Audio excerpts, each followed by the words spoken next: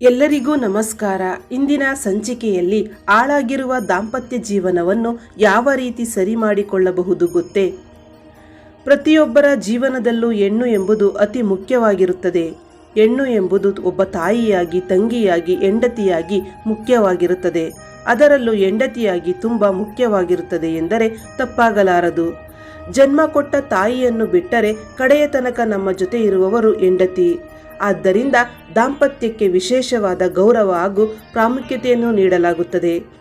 ಅದಕ್ಕೂ ಮೊದಲು ನಮ್ಮ ಚಾನಲನ್ನು ಸಬ್ಸ್ಕ್ರೈಬ್ ಮಾಡಿ, ಹಾಗೆ ನೋಟಿಫಿಕೇಷನ್ಗೆ ಪಕ್ಕದಲ್ಲಿರುವ ಬೆಲ್ ಐಕನನ್ನು ಟಚ್ ಮಾಡಿ.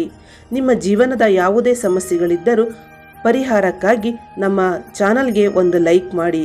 ಕೀರ್ತಿ ಪ್ರಸಾದ್ ಗುರೂಜಿಯವರನ್ನು ಸಂಪರ್ಕಿಸಿ.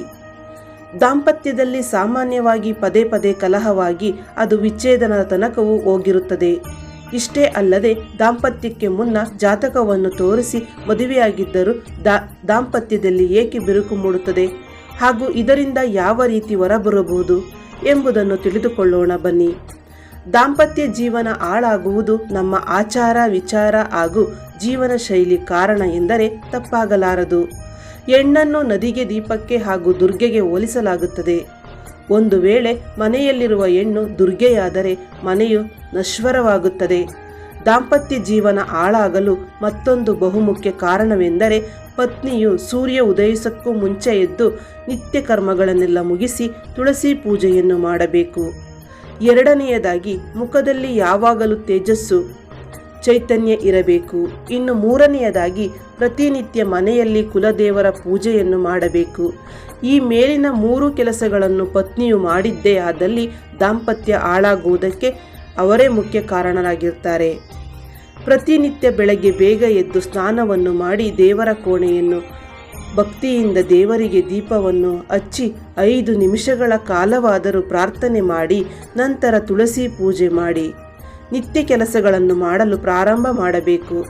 ಇದರ ಜೊತೆಗೆ ಗಂಡ ಕೆಲಸಕ್ಕೆ ಹೋಗುವಾಗ 1 ಲೋಟ ನೀರನ್ನು ನಗುನಗುತ್ತಾ ಕುಡಿಯುವುದರಿಂದ ಅವರಿಬ್ಬರ ನಡುವೆ ಮನಸ್ಸು ಶಾಂತವಾಗಿರುತ್ತದೆ. ಹೆಣ್ಣು ಯಾವಾಗಲೂ ದುರ್ಗೆಯಾಗಬಾರದು, ಅದರ ಬದಲು ಪಾರ್ವತಿ ಆಗಬೇಕು. ಮನೆಯಿಂದ ಗಂಡ ಕೆಲಸಕ್ಕೆ ಹೋದ ಮೇಲೆ ಆದಷ್ಟು ಮನೆಯಲ್ಲಿ ದುರ್ಗಾ ಪಾರಾಯಣವನ್ನು ಮಾಡಬೇಕು ಹಾಗೂ ಲಲಿತ ಸಹಸ್ರನಾಮವನ್ನು ಕೇಳಬೇಕು.